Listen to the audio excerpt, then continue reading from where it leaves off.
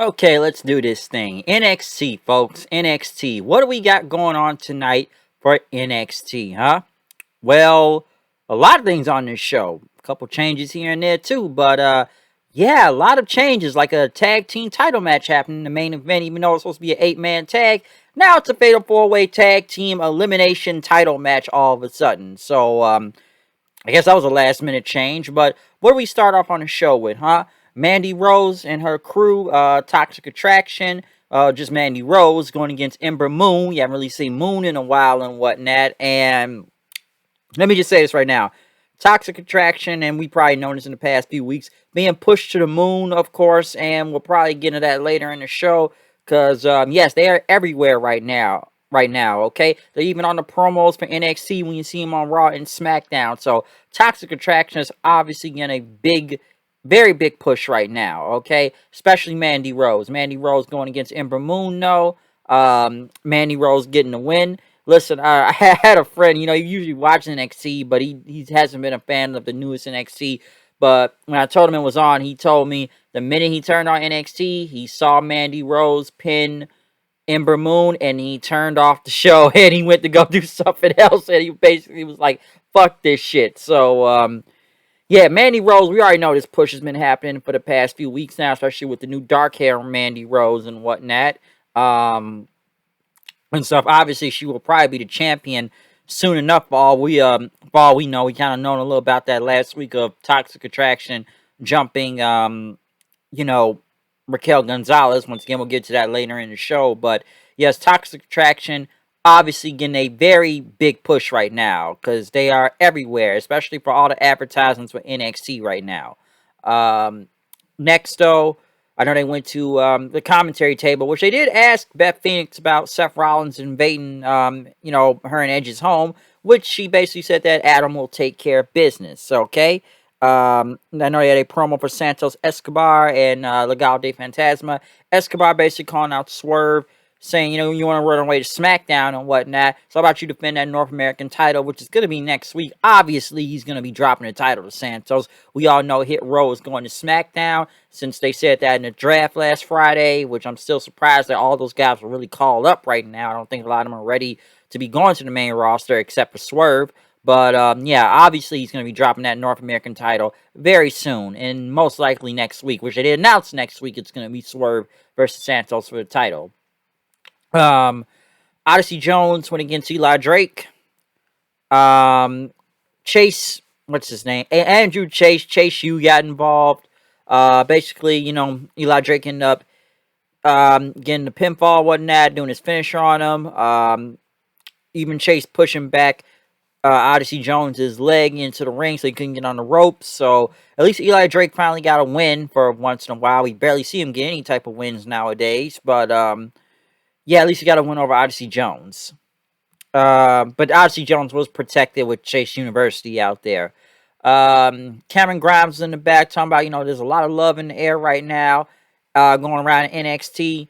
And before you could even say anything else about trying to get a girlfriend and whatnot, Pete Dunne and Rich Holland, which we won't probably see him on this show for long also, since he's going to SmackDown also. Since that was on the draft last night, he's only going to be here for the next, few weeks and whatnot until he's gone.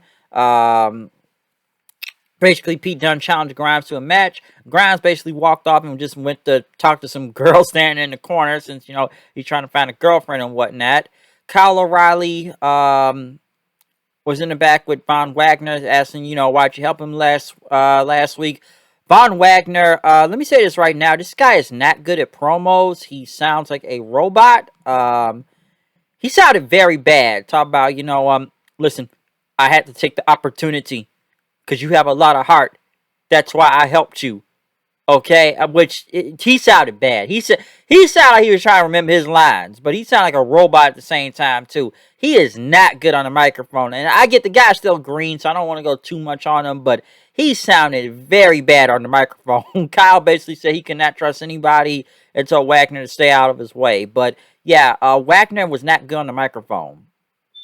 Tommaso Ciampa came out saying the Halloween Havoc will be back on October 26th.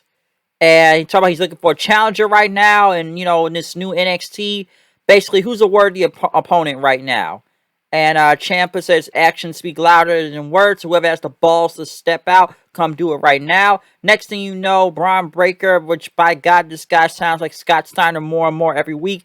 Talking about, he's treated Ciampa nothing but respect, but he doesn't give a damn if he's man for 4 weeks, 4 days, 4 months. He's got the biggest balls in the locker. I would imagine Scott Steiner saying something like that. He's got the biggest balls in the locker room.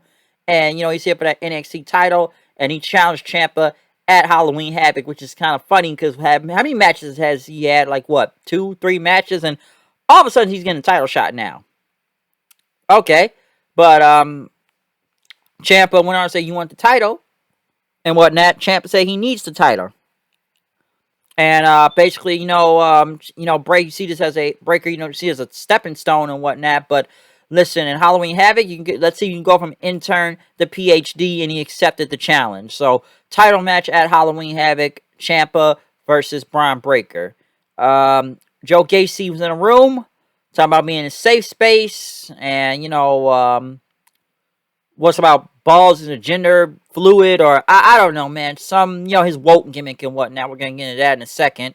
As for Ciampa and Breaker, good promo, simple enough to build up the match in the next few weeks, so not bad.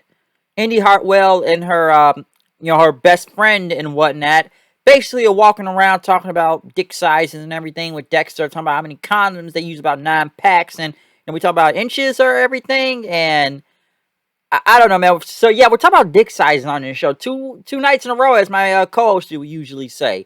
Well, not usually, but he said last night. Drew McIntyre calls himself the Big D. Now we're talking about dick sizes and condoms on this show. 2 nights in a row, a lot of dick jokes with WWE. Who's writing this show? Vince Russo or maybe DX? I don't know. One of the two, though. Okay? And but other than them walking around talking about dick sizes, they went to a room with Tien Shah, the whole boa thing, which honestly, that's going to be done very, very soon. Okay? It's honestly going to be.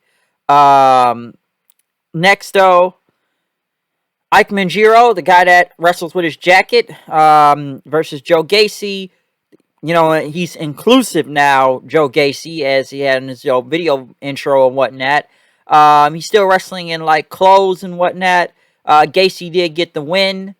And, I noticed when they were talking on commentary, they talked about, he's been getting a lot of buzz in the last few weeks from a lot of, big news sites, Fox and CNN, if it's the left wing or the right wing or whatever wing and whatnot.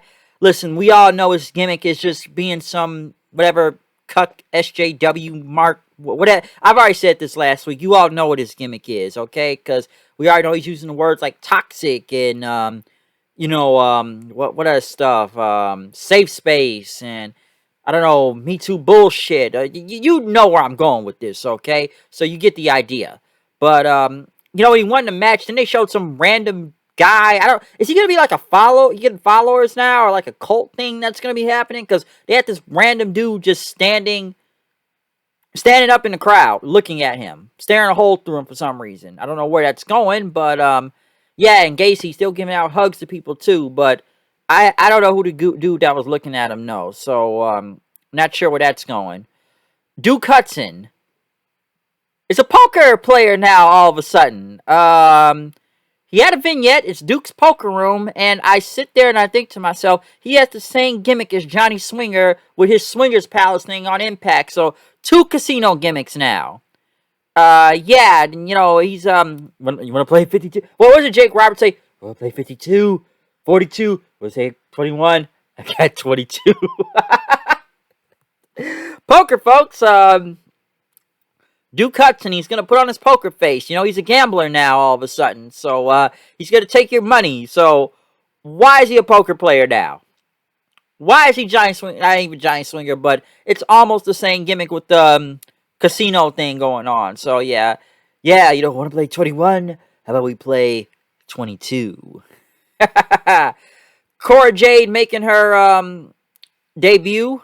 Was supposed to be going against somebody until Taya came out, beat up the enhancement talent, and then for some reason Robbie E there can make matches on the fly all of a sudden, and now we have Cora Jade versus Taya, which Taya lost in 2 minutes.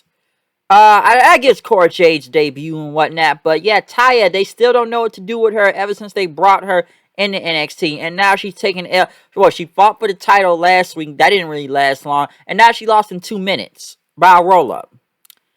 Don't know where this is going for her. I'm almost surprised she didn't go to the main roster. They just didn't put her with Morrison, because obviously her and Morrison need something right now, because Morrison, we all know that Miz is on Dancing with the Stars right now. He needs something to do too. Why don't they just put them together and see what happens? But yeah, she's on NXT still taking L's. Cora Jade is not bad though. Let me just say that out the bat. The whole skateboarding thing coming out to the ring. I'm not going to say she's a Darby Allin 2.0 clone. Obviously, 2 different gimmicks, but she's not bad, though. They still got Trey Baxter. At least he, I thought he was supposed to be turned to a superhero, but he's not a superhero yet, so we'll see where that goes. But still. Next you know, MSK, we're being interviewed in the back. The GYV shows up. Basically talked about, politicking the matches and whatnot. Why is this an elimination match? And then next thing you know, what was it? The Discount APA just come up to show up and fight. Gibson and, I forgot the other guy's name, but they just come out and fight and everybody just starts brawling in all of a sudden. Ciampa was in the back talking about, Braun Breaker's challenge. Joe Gacy showed up talking about, Ciampa's putting up this toxic energy to the world, and you're giving out all these opportunities. Why am I not included? But Ciampa says, okay, how about this? If you can beat me next week, you'll be added to the match. He was going to give Ciampa a hug, but Ciampa said, next week, this ring will not be a safe space. So, yeah, Joe Gacy already somehow in line for a title shot, or trying to get a title shot after having, 1 or 2 matches? He's going against Ciampa next week? I have no idea where that's going. Pete Dunne went against Cameron Grimes. I noticed fans chanting, "You don't go here," to Rich Holland, which he won't be here, like I said, soon enough. He'll be going to SmackDown. But Pete Dunne and Grimes wasn't a bad match. I know Kyle O'Reilly came out, and I know he got thrown over the table. Pete Dunne got the bitter end on Grimes. Next you know, Dunne and Holland beating up Kyle O'Reilly, leaving him in the ring then. Hit Row at a promo talking about them going to SmackDown and whatnot. And, talk about Escobar. You want to try to take this title? Let's see if you can do it before I leave for SmackDown for good. So, Hit Row, not a bad promo. Better than the one they had last week, because that was all over the place. And they were trying to remember their lines. So, that was not good at all. Next. What do we have next on this show? Yes. The debut of Tony D'Angelo versus Malik Blade. Forget about it, capiche? I'm sure everybody's gonna say he's an Italian stereotype, like I'm doing this Italian accent right now. Capiche? Forget about it, you mooly. The guy comes out, dressed like a Guido, as some would say. He's got the wife beater on, and he's got the sweatpants on and whatnot. You would have think this guy worked for the mafia, okay? Or something, or the laundromat, or maybe that he looks like the new guy from the Soprano movie. Or he's the new Tony Soprano, or whatnot. It's not Scarface, but, yeah, the Sopranos, or Goodfellas, or how am I supposed to believe this guy is from Chicago when he looks like he's maybe in Chicago in the 1920s? Why did you just build this guy from New York City, man? Can we get someone more modern from Chicago, as my friend would say? Someone that actually... Can someone connect with Chicago, maybe? Not someone from the 1920s that looked like he would have worked for Al Capone. I think I said that last week. Forget about it! I'm surprised he had this long of a match with Malik Blade, and I don't even know who that is either. So, I like this finish. Northern Lights suplex into a Fisherman neckbreaker. Not bad. But this should have been a squash match. Why did it go on this long? I'll say one thing. He seemed to be over with the crowd. The fans chanted his name, so maybe Tony D'Angelo will go somewhere.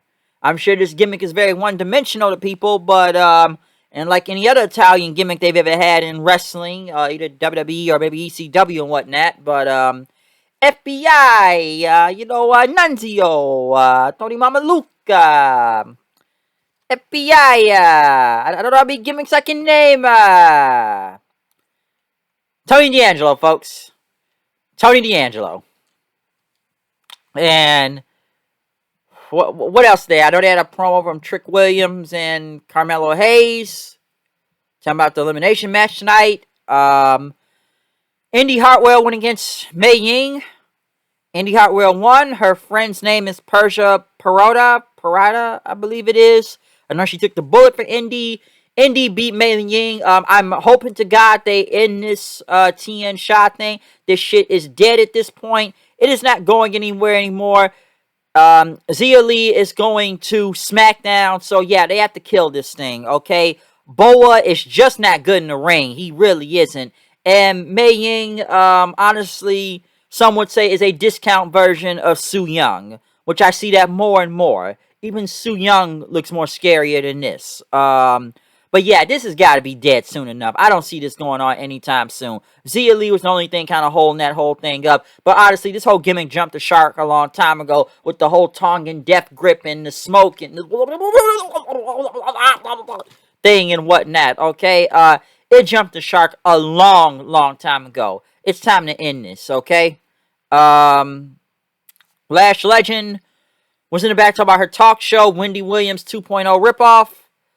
Tony D'Angelo said, you need me on the show next week. Forget about it. And she called her like, I like that new guy for the Sopranos movie. And she shut down Facebook and Instagram since apparently Facebook and Instagram really did shut down yesterday. So, WWE trying to keep up with the times. Diamond Mine, which I thought was one of the best things of the show. The Diamond Mine promo, which basically we got an introduction to all the members of Diamond Mine. From Heikman, who is the coach and whatnot, which I'm kind of glad I know who he is now. And whatnot, so we got to know about him. Ivy Nile, be on the NBC Titans show. What was it? The Creed brothers, Roderick Strong. Basically, tell her who everyone is. That was good, real good. I like that. Raquel Gonzalez in the ring, talking about Toxic Attraction. Talking about, Mandy thinks she's only done things in about over a month, changing her hair. Gonzalez has done more in a year. And she basically told him to come down to the ring, Chiquita. Toxic Attraction came out. They gave it a what chance then. When Mandy did say, Champ, what if you think I'm the most hottest woman alive right now? Next thing you know, they start talking, her and JC Jane, which the promo sounded a little bit better this time. Talking about they're taking over. We're everywhere right now. They're surrounded the ring very slowly. And basically, what was it? They got in the ring then. And next thing you know, Io and Zoe Stark came out for the save then after that. Basically, Raquel and them were talking in the back then. And before they could say anything else, Indy and Persia showed up. Talking about now they want the tag team titles. They went back to Kyle O'Reilly again. Von Wagner says, like it or not, you don't have any friends right now. So I can help you. I sound like a robot. He needs some promo work. Von Wagner right there. Like I said, Gonzalez, though, I meant to say about her, I guess she's going to be facing Mandy sooner or later for the title, so expect that to happen. In the main event, though, we got a fatal four-way tag team title match. MSK, Josh Briggs and Brooks Jensen, Discount APA. I swear they look like two guys out of Red Dead Redemption, or two guys, they did step out of a bar because they're like the APA. And, Grizzled Young Veterans, Carmelo Hayes and Trick Williams, which I guess they used that contract thing up for this whole tag team match, which they were eliminated first. I know GYB was eliminated next. I almost thought they were about to crown new tag team champions, but MSK ended up getting the win then. After that, Brooks and Jensen basically were about to shake hands, giving their titles back. Imperium came out and attacked MSK in. As Brooks and Jensen came back, Imperium got out of there. So MSK basically said, y'all want these titles, come get them. Then again, how many times have Imperium have done that too? They attack somebody, and then when they get to a title match, they never win the title match. Honestly, Imperium is very stale without Walter anyway, so I don't see them win the titles at all. But it's like I said, it wasn't bad what they did in the end, but still, are they really ever going to win the tag titles? Not really. I don't see that happening. Overall, NXT, I still feel like is an up and down thing half the time. It's things where I want to like, but then there's a lot of things that is still not to like too. I'm trying to give some things a chance, but going into week 4 of this show now at this point, I'm not sure still what to think of NXT all the way. I've said it before. I'm sure many people have also. It's not a third brand at this point. It's literally developmental, okay? And some of these guys are still not ready. I don't know. Tony D'Angelo. What do you think about him? I don't even know what to say about that all the way. It's many things to say about this show. I'm not even sure. Toxic Attraction getting the big push right now. Not even really surprised by that. Wagner, he's not good on the microphone. Breaker, he's probably damn near one of the best things on this show with Ciampa.